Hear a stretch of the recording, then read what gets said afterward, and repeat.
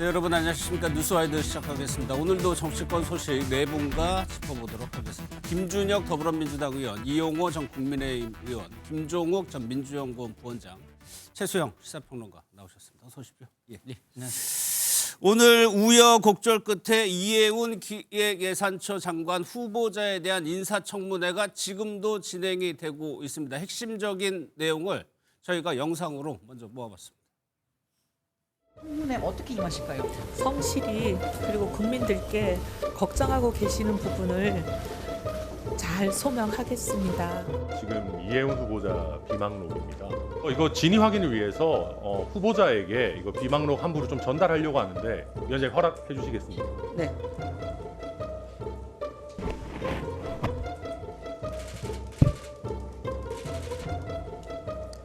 지금 후보자님께서는 이 부분을 지금 이 자리에서 진위 여부를 확인하시겠습니까? 아니면 오후에 들어가기 전까지? 아니요, 이건 제가 작성하는 것이 아닙니다. 네, 알겠습니다. 그리고 저는 한글 파일로 이런 걸 만들지를 않습니다. 그럼 쓴 부분도 있습니까? 본인이 하신 부분도 있습니까? 아니요, 그런 건 아니고 제가 보기에는 저의 여러 가지 일정 기반으로 누군가가 작성한 사람이 제3자가 본인의 짐작과 여러 가지 소문을 버무린 것으로 보입니다. 자, 장남의 대학 입학과 관련해서 이른바 아빠 찬스를 통해 사회기여자 전형으로 입학한 건 아니냐는 의혹이 제기되었고, 사회기여자 전형 중에 국위선양자라고 하는 게 있죠. 집안에 누가 이렇게 국위선양했습니까?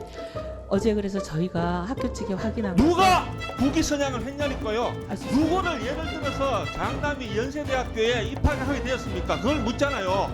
자, 양가의 할아버지 할머니 또는 부모님 중에 누가 국위선양했습니까?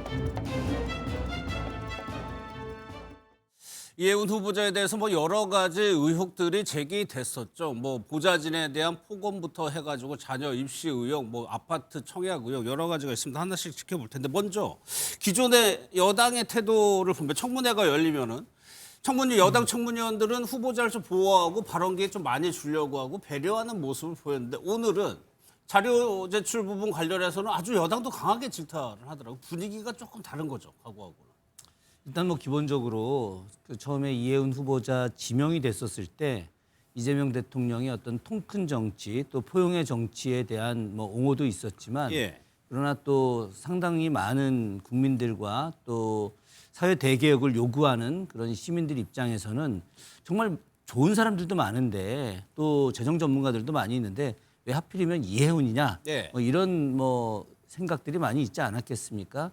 그런 과정에서 이해운 후보자에 대한 검증 과정에서 부동산 문제라든가 뭐 자녀의 대학 입시 문제 관련된 내용들이 좀 나오다 보니까 특히나 거기에 더해서 과거 노무현 대통령에 대한 비하 연극 뭐 이런 네. 것들이 굉장히 그 충격으로 민주 시민들에게 좀 다가왔고 그러다 보니까 이제 민주당 의원들도 그 과거에 이제 우리 편을 옹호해야 된다 뭐 이런 개념보다 좀 더 객관적으로 이 인사청문회를 좀 해야 되지 않느냐 그런 생각을 갖고 아마 오늘 좀 하고 있지 않나 생각을 예. 합니다. 그래서 청와대도 그렇고 청문회는 일단 보자는 기류가 강했습니다. 그래서 하나하나 지금 해명을 하고 있는데 일단 해명을 하나씩 보겠습니다. 내란에 동조하는 거라 다시 한번 사과드린다고 얘기를 했습니다. 그리고 그 보좌진에 대해서 폭언 논란과 관련해서 모두 발언해서 이렇게 설명을 했습니다. 성과에 매몰된 외눈박이로 살아왔다라고 사과했는데 사실 이 표현 자체가 뭐 위원장도 지적을 했는데 장애인 비하 이런 소지가 있다는 지적을 받은 표현이기도 했고요. 새로운 길을 여는데 돌을 맞더라도 동참을 하겠다고 얘기를 했어요. 이용호 의원님, 가장 좀 국민들이 바로 직관적으로 궁금한 거는 보좌진에게 폭언하는 거 뭐 들으셨을 거예요. 거기에 대해서 사과는 했지만 구체적으로 무언가 사례를 언급하면서 사과하지는 않았어요. 오늘도 국민의힘이 청문회장에서 이제 컴퓨터 앞에다가 피켓을 예. 근데 야 이렇게 쓰지 않았습니까? 아마 그 이해운 후보자에 대한 첫 인상은 처음에 공개됐던 녹취, 예. 그 중에서도 인턴한테 야 하고 소리 질렀던 거 이게 아마 국민의 그 가슴 속에 여전히 남아 있을 거예요. 예. 그런 상황에서 지금 제가 보니까 저도 청문회를 좀 지켜봤는데 여당 야당 모두에게 미운 오리 새끼처럼 그런 분위기로 지금 가고 있다라는 생각이 들고요. 예. 저는 사실 집권 여당 쪽에서 이게 결국 이제 청와대에서 청문회를 끝까지 한 번은 봐야 되겠다 해명을 이렇게 얘기를 해서 지금 청문을 하고 있는 중인데 여기까지 굳이 갔어야 되는가 하는 예. 안타까움도 들어요. 그러니까 처음에 이 보좌관들에 대한 갑질, 그 위에 부정 청약 문제, 그래도 여러 쏟아진 문제들을 보면 국민의 눈높이에서는 탈락을 했는데 예. 굳이 통합이라고 하는 그런 그럴싸한 포장을 가지고 지금까지 끌어오고 본인이 어떤 희망 고문을 하게 만든, 그러니까 대통령실에서 자꾸 뭐 청문은 듣자 그러니까 본인도 청와대만 바라보고 지금까지 버텼는데 과연 이게 끝까지 가서 청문 보고서 채택될 수 있을까 하는 예. 생각이 들어서요. 저는 이혜원 후보자가 참 지금 어려운 상황에 빠져 있다. 예. 국민들도 보기에 참 답답하고 정말로 좀 화가 나는 그런 분위기가 있을 것 예. 같다 이렇게 생각이 듭니다. 저희가 마지막 부분에 평가 한번 해보도록 하겠습니다. 또 하나가 아파트 부정 청약 관련 의혹이었는데, 그러니까 결혼한 아들을 결혼하지 않은 것처럼 해서 청약받은 거 아니냐, 이런 해명 의혹이었습니다. 이혜훈 후보자가 직접 좀 자세하게 얘기를 했는데 한번 들어보겠습니다. 사실은 제가 이제 이런 얘기를 공개적으로 하게 되지 않기를 간절히 바랬는데 일이 이렇게 된 이상 저희 가족 얘기를 할 수밖에 없는 상황인 것 같습니다. 혼례를 올렸습니다. 2023년 12월에 혼례를 올리고 곧바로 좀 문제가 생겼습니다. 그래서 당시 저희는 그 혼례를 유지하기가 어렵다고 생각했습니다. 그래서 장남은 당시로서는 저희와 함께 이제 계속 있을 수밖에 없는 상황이었고, 구체적으로 결혼식 이후 뭐 거의 직후에 파경이 된 건가요? 네, 사실 뭐 이런 말씀까지 그냥 간단하게 네, 말씀 주셔도 됩니다. 실은 그 시기에 발병을 했습니다. 발병을 해서 지금까지 치료를 받고 있습니다. 아까는 관계가 파경이 됐다고 하지 않으셨던가요? 네, 관계가 파경이 되면서 이 모든 게 이제 정신적인 압박과 스트레스 등등으로 굉장히 최악의 상황으로 치달아서 어쨌든 1년 5개월 후에 같이 주소지를 합치게 되기 전까지 이제 같이 살기 어려울 정도로 파경이 된 상태셨다. 그래서 주소지가 달랐던 거다 말씀을 네. 하셨던 거죠. 그러면 뭐 그 말씀을 전제로 해서요. 그래서 아들 얘기를 하면서 눈물을 끝내 눈물을 훔치는 모습까지 보셨습니다. 김종국 부원장께서는 그 청약 관련한 의혹이 굉장히 컸어요. 집 문제가 우리 국민들이 워낙 중요하기 때문에 오늘 해명을 좀 어떻게 들으셨습니까? 저는 청문회가 모든 걸 다 얘기하는 단위는 아니라고 생각해요. 예.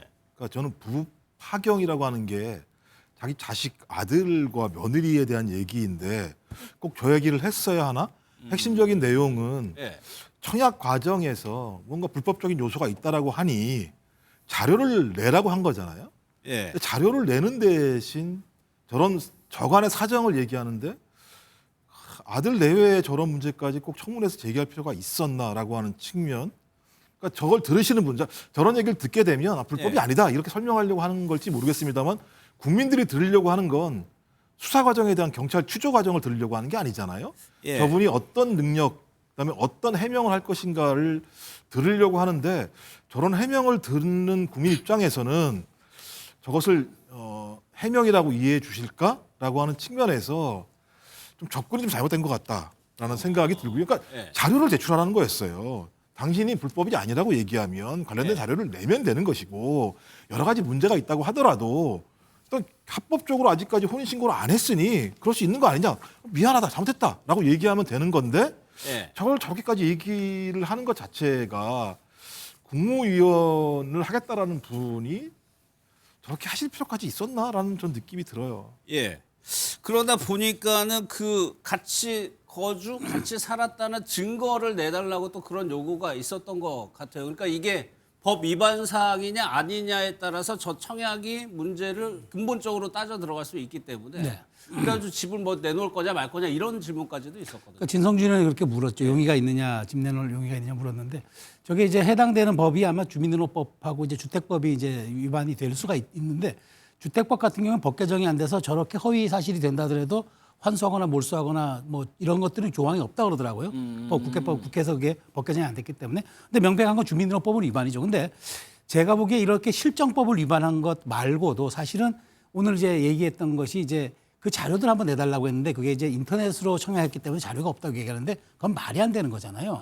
제가 보기에 그 정일영 의원님 질의에 이제 그렇게 아마 답변을 했던 모양인데 예. 저는 기본적으로 지금 보니까 팩트와 사실관계를 저렇게 일종의 정서로 넘어가려는 그런 전략을 보인 것 같아요. 오늘 그래서 눈물까지 흘린 것 같은데 예. 이 부분은 그렇게 간단한 문제가 아닙니다. 아까 말씀하신 것처럼 국민의 영린을 건드리는 문제이기 때문에 더군다나 이 지금 아파트가 본인은 공시지가로 뭐 그때 분양가로 30억 얘기했지만 실거래가가 90억 되는 거예요. 그러면 3배 이상 집 뻥튀기 됐다는 건데 이거를 과연 국민들이 어떻게 받아들일 것인가. 근데 뭐 수사기관의 결과에 따르겠다. 뭐 그럼 자료 제출은 거부하고 그러니까 버티면 된다. 조금 시간을 벌면 버티기다. 버티겠다는 얘기인데 그러니까 집도 안 내놓고 내 공직도 수행하겠다는 얘기인데 이혜훈 후보자가 그렇게 능력이 출중하고 대체 불가능한 장관 제목입니까? 근데 저런 분한테 이렇게 공과 사의 구분도 참 명쾌하지 않은 분한테 700조 원의 나라 곳간을 맡깁니까? 예. 그런 측면에서 오늘 이제 더 봐야 12시까지 봐야 되겠지만 이 집 문제뿐만 아니라 지금 나오는 해명 모두가 설득력이 매우 현저히 떨어지고 국민의 공감 능력이 부족해요. 그래서 저는 끝난다 하더라도 결국에는 이제 이 청문 채택 여부 써가지고 1라운드 예. 그다음에 대통령이 그래도 임명할 것인가가 2라운드 이 고비 끝에 저는 마지막에는 아마 청와대에서 선택하기 쉽지 않을 걸로 봅니다. 김명께서도 여러 가지 의혹들 접해 보셨었을 텐데 오늘 청문회에서 반드시 해명을 해야 될 대목 의혹 같은 게 뭐가 있었다고 좀 보시고 그 해명은 어땠습니까? 저는 뭐 크게 2가지 정도는 명확하게 해명해야 된다라고 생각을 하는데 네. 그것이 바로 지금 이야기 나오고 있는 웬펜타스 반포에 있는 그 아파트 청약에 대한 문제. 이 문제는 좀 명확하게 해결을 해야 된다. 조금 전에 우리 최수영 선생님께서 말씀하셨지만 뭐 그 실거래가가 90억 가까이 되는 그런 굉장히 대단한 아파트로 평가되고 있고 일반 서민들 같은 경우는 감히 뭐 상상할 수 없는 그런 곳 아니겠습니까? 예. 근데 이것과 관련해서 이제 청약 과정부터 시작해서 매입 과정에 대해서 좀 투명하게 자료 제출을 하는 것들이 좀 필요하다고 보고 있고요. 두 번째로는 뭐 많은 분들이 또 이야기하고 있습니다만은 그 아들의 연세대학교 사회기여 입학 문제 이것과 관련해서도 약간 뭐 저도 전직 대학 교수 출신인데 예. 뭐 대학 입시 관련해서 굉장히 좀 냉정하게 좀 바라보고 있지 않습니까? 예. 그런데 뭐 제가 판단할 때도 이 부분이 물론 이제 이혜훈 그 장관 후보자의 시부께서 이제 훈장을 받기는 받았다고요. 하셨지만은 예. 그렇게 공직생활하면서 훈장 받은 분들이 굉장히 많이 계세요. 예, 뭐 그렇기 때문에 그런 분들까지 다 포함해서 사회 기여 자료에서 대학 입시에 좀 특혜를 받는다라고 하는 것이 사실 좀 납득이 안 가는 부분이 있거든요. 아, 저 해명이요? 예, 뭐 저 같은 경우도 제가 이제 여당 의원이기 때문에 대통령께서 지명하신 그런 그 장관 후보자에 대해서 적극적 옹호를 좀 사실은 할 필요가 있을지도 모르겠지만 예, 뭐 저 역시도 마찬가지로 객관적 입장에서 어떤 청문회 후보자를 좀 바라보고 있고 이 두 부분에 대해서는 좀 명확하게 해명을 한다면은 예. 그렇다고 한다면은 저는 그 이혜훈 후보자가 뭐 나름의 어떤 자격 물론 그 사이에 있었던 노무현 대통령의 비하 문제부터 시작해서 또 보좌관들에 대한 갑질 문제 이런 것들도 뭐 여러 가지 문제가 있을 수 있겠으나 그러나 이 문제가 투명하게 해명이 된다면은 저는 좀 나름 인정하고 갈 수 있다. 그러나 이 문제가 투명하게 해명되지 못한다고 한다면 예. 저는 대통령께서 좀 더 강인한 결단을 뭐 좀 더 심한 편으로 가혹한 결단을 좀 하셔야 된다 생각을 합니다. 그러니까 현재 수준에서는 장남 그 입학 의혹과 관련해서 명확하지 않다는 거죠. 명쾌하지 뭐 않다는 제 개인적으로 볼 때 물론 이제 그 당시 연세대학에서 예. 저와 관련된 내용이 분명히 그 녹조 근정훈장이 이제 사회기여 입학 대상자로 명확하다라고 하고 있지만 그것과 관련해서 좀 명확한 자료를 거꾸로 그렇죠. 제출해야 된다. 네. 저는 그렇게 생각합니다. 그런데 이거를 해명하면서 김종국 부원장님, 그러니까 아들이 3명인가 봐요. 예, 예. 네. 차남이랑 헷갈렸어요. 애초에 해명이 틀렸어요. 네. 그러니까 차남이랑 좀 헷갈렸다고 얘기를 했는데 이런 부분이 좀 아쉬운 것 같아요. 좀 그러니까- 예민한 문제이기 때문에 정확하게 알아보고 정확하게 해명을 했어야 되는데. 그러니까 다른 건 몰라도 입시 문제랑 주택 문제는 대한민국에서 계층 사다리로서 역할을 할 수 있다고 생각하는 게 많기 때문에 예. 공정성 문제와 관련해서 가장 중요한 잣대 중에 하나입니다. 또 특히 국무위원은 정부를 운영하는 가장 핵심적인 위치에 있는 분들인데 이런 분들이 국민들이 요구하고 있는 계층 사다리를 어떤 역이용해서 자신이 특혜를 이뤘다고 생각을 한다면 공직을 수행하기 어려운 측면이 있는 거죠. 그래서 우리 옛날도 아시겠습니다만 민신이라고 국민의 신뢰가 없는 사람이 국무위원을 하게 되면 국민들이 그 정부를 신뢰할 수 없는 측면들이 분명히 있고요. 근데 말씀하신 것처럼 맨 처음에는 뭐 다자녀를 얘기했다가 잘못했다라고 얘기하고 그다음에 사회 기여자였다라고 하는 것부터가 예. 청문위원들 입장에서는 이거 기본적으로 사실관계부터 제대로 밝히지 않았던 것 아니야? 예. 그리고 이걸 숨기고 싶었던 거 아니야? 그러니까 사회 기여자라고 하는 부분을 숨기고 싶었던 거 아니야? 라고 이해할 수 있는 거거든요. 그래서 아마 그 당시 입시 요강이 분명히 있을 겁니다. 뭐 제가 자료가 없어졌다라고 하는 건 말이 좀 안 될 것 같고요. 그러면 연세대에서 자료 가지고 제출하면 되거든요. 그러면 그게 있어요. 있으면 국민 감정에서는 이거 뭐 문제가 있는데라고 생각할지 모르겠습니다만 요강이 있었으니 거기에 따라 갔다고 하면 아무 문제가 없지만 그게 없다고 얘기하면 지금 2번을 거짓말하게 되는 거잖아요. 예. 그러면 제가 볼 때는 2번이나 거짓말하는 분을 대한민국에 있는 국민들이 국무위원으로 인정할 수 있겠습니까? 예. 그러니까 자녀 입시라는 게 어떻게 보면 그 가정 집안에서 굉장히 중요한 일인데 본인은 아마 기억을 하고 있었을 텐데 어쨌거나 이제 해명이 잘못됐다고 해가지고 다르게 오늘 해명을 했습니다. 그러면 이후의 과정인 건데 일단은 뭐 사실 여론은 그러니까 그동안에 나왔던 의혹을 오늘 청문회를 통해서 이해훈 후보자가 반전시킬 수 있느냐가 관건이었거든요. 좀 어렵다고 보시겠죠, 이해훈 교수님. 저도 청문회를 지켜봤는데요. 해명, 본인의 어떤 정서적인 해명, 본인의 여러 가지 상황을 설명하지만 팩트를 거부하기는 어렵거든요. 예. 그러니까 조금 전에도 이제 왜 장남이 이 세종에서 근무를 하는데 왜 서울에 주소를 두고 있느냐 이런 부분에 대해서도 명확하게 설명을 못하고 자료를 못 내고 있고요. 예. 또 이제 그 며느리와의 관계 왜 혼인을 했음에도 불구하고 왜 혼인 신고를 않고 결국은 부정청약하는데 장남을 활용했냐는 것인데 그때 그 며느리가 될 사람하고 정말로 파경의 상태에 갔다고 하는 것은 이건 팩트하고는 그러니까 그 다자녀 특혜로 받는 그 청약하고는 무관한 거예요. 예. 그렇잖아요. 이거 불법. 그러니까 주민등록법상 불법인 것이지 사정이 있었다고 그게 봐지는 게 아닌데 이런 쪽으로 접근하는 것도 그렇고요. 예. 또 뿐만 아니라 이제 비망록 같은 경우도 뭐 이게 뭐 확인 안 됐습니다만 여러 가지 나오는 내용 보면은 거의 무속에 가깝고 뭐 기도응답을 받았느니 여러 가지 이런 얘기 정말로 나오는 거 보면은 본인이 한글 파일을 안 썼다는 것 가지고 자기가 안 썼다는 것인데 그러나 어떤 일정과 소문과 여러 가지 짐작 갖고 있었다는 거 보면 어느 정도 개연성이 있다는 것이거든요. 예. 그러니까 국민들은 저분이 쓰진 않았지만 제3자가 그것을 잘 모아서 어느 정도 근거를 가지고 한 거다 이렇게 보기 때문에 이런 예. 부분도 좀 해명이 좀 약했다 이런 생각이 드는데요.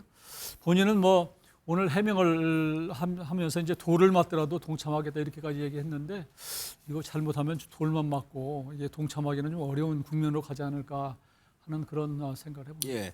엊그젠가요 이재명 대통령이 지명 철회 관련해서 아직 솔직하게 결정 못했다라고 얘기를 했었죠. 청문회를 보고 여론의 흐름 등을 종합해서 판단하겠다고 했는데 아직 뭐 진행 중이니까요. 그 끝난 이후에 여론의 동향이 어떨지 한번 보도록 하고요.